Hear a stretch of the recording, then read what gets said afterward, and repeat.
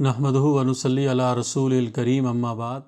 اب یہاں پہ ایک سوال یہ بھی پیدا ہوتا ہے کہ حدود میقات کے اندر رہنے والے کہاں سے احرام باندھیں؟ جو لوگ حدود میقات کے اندر رہتے ہیں وہ جب عمرہ یا حج کی نیت سے آئیں گے تو وہ کہاں سے احرام باندھیں گے؟ تو یاد رکھنا چاہیے کہ جو لوگ دائرہ مواقیت کے اندر رہتے ہوں وہ کہاں سے احرام باندھیں۔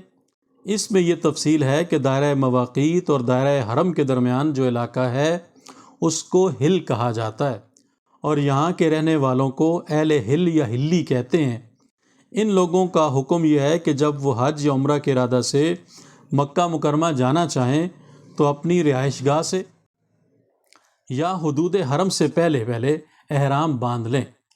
جہاں سے جا رہے ہیں اپنی رہائش گاہ سے ہی احرام باندھ لیں، یا جو حدود حرم ہیں ان سے پہلے احرام باندھ لیں۔ یہاں پر یہ بات جاننی ضروری ہے کہ جو لوگ حدود میقات کے اندر رہتے ہیں اور وہ کسی اور مقصد سے مکہ مکرمہ جانا چاہ رہے ہیں، حج اور عمرہ کی نیت سے نہیں جا رہے، تو ان پر احرام باندھنے کی کوئی پابندی نہیں ہے۔ جب چاہیں مکہ مکرمہ بغیر احرام کے جا سکتے ہیں۔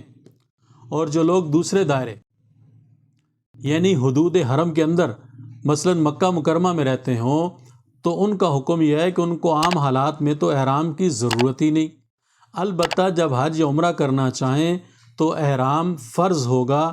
عمرہ کے لیے حدود حرم سے باہر جا کر احرام باندھیں اور حج کے لیے حرم ہی سے احرام باندھ لیں۔ تیسرا دائرہ جو مسجد حرام ہے، احادیث میں اس کے بڑے فضائل آئے ہیں۔ اس میں ایک نماز پڑھنے کا ثواب 1,00,000 نمازوں کے برابر ہے۔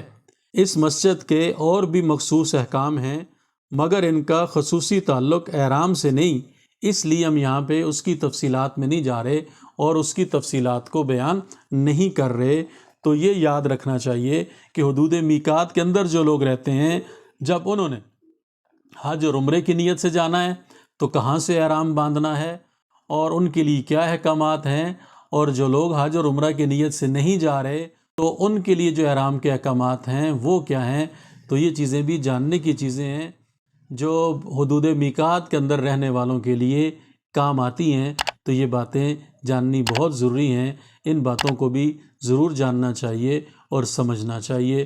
اللہ تعالی ہمیں اس کی بھی توفیق عطا فرمائے۔